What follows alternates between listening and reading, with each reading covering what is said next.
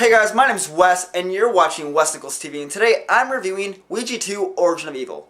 Ouija 2 Origin of Evil is a 2016 horror film starring Elizabeth Reaser, Annalise Basso, and Lulu Wilson. It is directed by Mack Flanagan and is the sequel to the 2014 horror film Ouija. First off, I want to talk about the acting. I think at minimum, everybody in this film gives a solid performance. There are some above average scenes, there's some okay scenes, but everybody gives a pretty solid performance in this movie. But it is highlighted by the great performance by Lulu Wilson. The young girl in the film, the young actress, she delivers everything you could ask for her in this movie. She gives a little bit of every emotion. She plays the creepy stuff really well. She plays the innocent. She really embodied the idea of innocence even, that allows this movie to move past being a decent little scary movie to being a solid little film. On top of that, I really enjoyed the story overall. Watching this mom struggle to make ends meet to provide for her two daughters. Watching the oldest daughter try to get some independence and spread out on her own and try to get away from this, ooh, we tell fortunes type of thing. And watching this youngest daughter try to reconnect with her dad who's no longer around, and she's in this world that kind of tells her, oh, you can talk to the afterlife because that's what her family does, so she believes she can. And this really pushes into a really interesting story, watching all these things, tying together, making it feel like a real family that really does, feel like that. I watched it, I'm like, this is a real family, and when stuff goes awry and goes real crazy, that emotional core that is set up for the first half of the film really pays off, because that's where, you really care, and you want to see each of these characters survive rather than just being endless fodder to spirits or whatever. On top of that, the movie's actually quite scary. They use jump scares, yes. They use loud noise effects, yes. But I found myself on edge. They hit me with a jump scare, and for a second I'm okay with the jump scare hit, I'm fine now. But no, they held on to that tension, and now you're watching and you're staring at the screen. You're completely immersed in what's going on, and they hit you with something else. And that's called effectiveness. That's not just being a cheap, scared. No, that's called making a good horror film. That's something that James Wan does all the time, and Mack Flanagan nails it in this, especially in a few certain scenes. On top of that, he delivers some great shots in this film, the way certain things turn.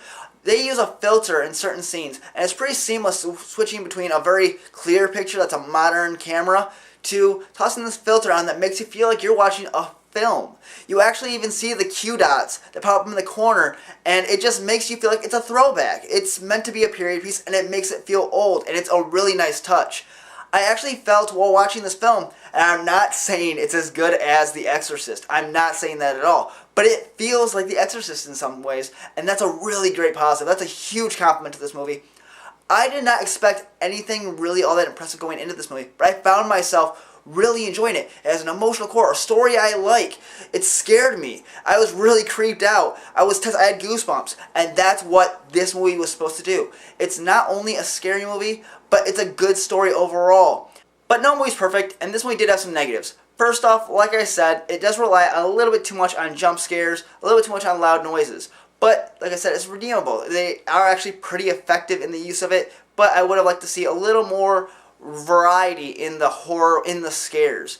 Aside from that and some body modification, a lot of the mouth thing, after a while that became pretty generic. I got used to it, and it's creepy a little bit, but after a while you're just kind of like, okay, it's more of this. I would have liked to see more variety is the biggest negative.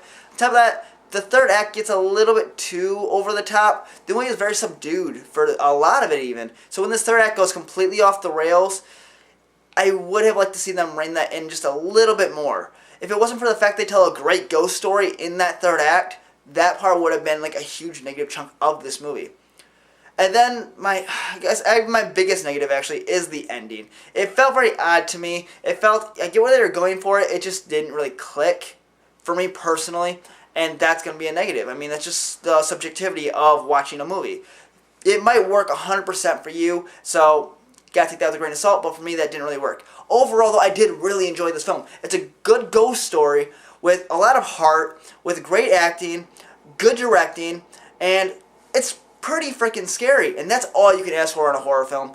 So I'm going to give it a 7.5, almost an 8 out of 10, but that's just my opinion. I want to know yours. What did you think about it? Let me know in the comment section down below, and while you're down there, click that like button right over here to tell me you liked this video. Click subscribe right over there to get all my reviews. any of my horror movies that I review, whatever. So you can check those out on my channel. Click that subscribe button. It's really easy.